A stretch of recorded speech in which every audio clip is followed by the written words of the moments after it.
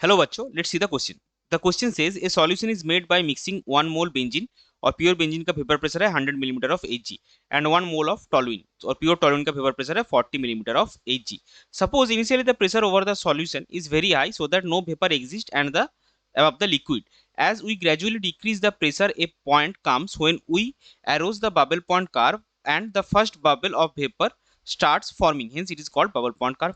Now we have entered the vapor liquid equilibrium region. On further decreasing the pressure, a point comes when we cross the dew point curve, then almost all the liquid has evaporated into vapor. That is, only the last few drop of the liquid, which is dew, remains.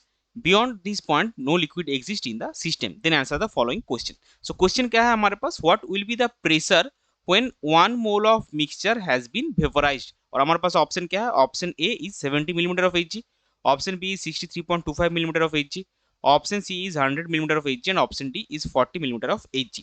तो चलिए सबसे पहले देखते हैं इस question का की concept क्या है. सो इस क्वेश्चन का की कॉन्सेप्ट है राउल्ट्स लॉ. अभी देखिए यहाँ पे हमारा वन मिक्सचर क्या था आपका 2 मोल, 1 मोल बेंजीन 1 मोल टोलुइन, उसमें से 1 मोल इवेपोरेट हो गया. तो बेसिकली क्या है, वेपर में आपका 1 मोल है बेंजीन और टोलुइन का मिक्सचर और जो लिक्विड है उसमें भी आपका 1 मोल ही है. सो हम डायरेक्टली लिख सकते हैं mole fraction of benzene in vapour phase Y B is equal to क्या आएगा, एन बी बाई 1, क्योंकि total number of moles of कौन है और मोल्स ऑफ बेंजीन हमने पकड़ा है एन बी. सो ये आएगा आपका एन बी. सो अगर आपका N B is the number of moles of benzene in vapour है, सो जो number of moles in solution है वही आपका मोल फ्रैक्शन होगा. Similarly mole fraction of benzene in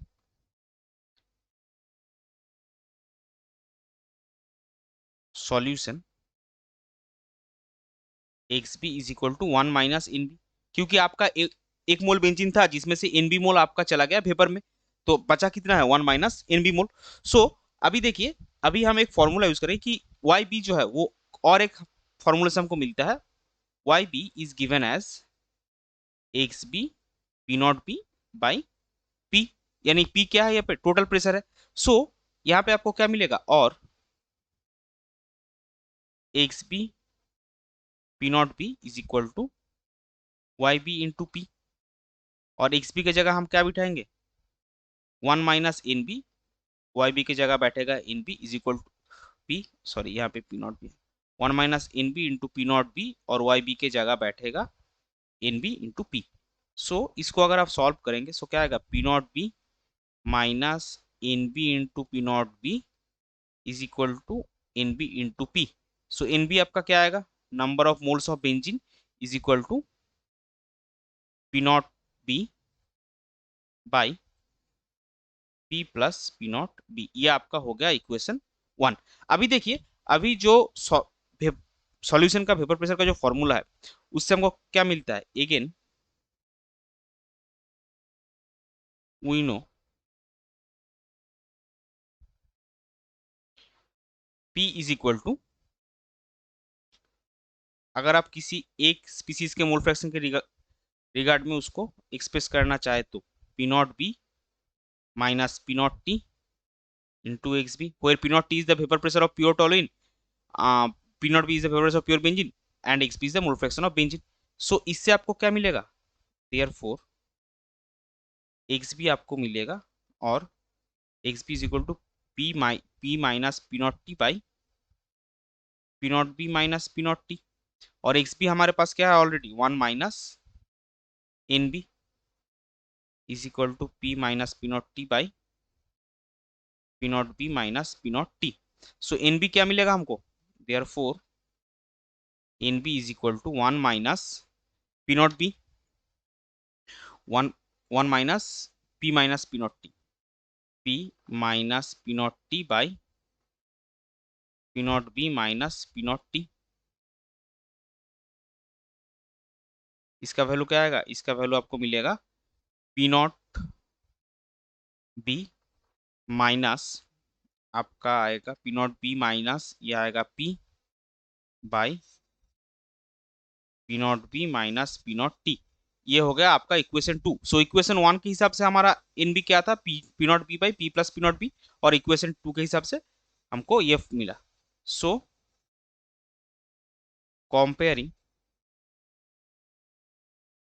equation 1 and 2 we get, क्या मिलेगा हमको, इक्वेशन 1 से हमको मिला था P naught B by P plus P naught P, और यहाँ पे क्या है P naught B minus P by P naught B minus P naught T. So इसको अगर आप मल्टीप्लाई करेंगे उस में तो ये क्या आएगा P naught B square minus P naught B into P naught T is equal to आपका आएगा P naught B square minus P square. So P naught B square जो है वो टर्म आपका कैंसिल आउट हो जाएगा। सो आपको क्या मिलेगा P square is equal to P naught B into P naught T. So P आपका क्या आएगा, P will be root over of P naught B into P naught T, यानी कि रूट ओवर ऑफ 100 इंटू 40। तो इसका value आपको मिलेगा 63.25 millimetre of एजी। सो ये हो जाएगा आपका क्वेश्चन का फाइनल आंसर। सो जो कि है आपका ऑप्शन बी। सो आपका क्वेश्चन का करेक्ट फाइनल आंसर है option B, that is 63.25 millimetre of AG. I hope you understood it well. Best of luck, thank you.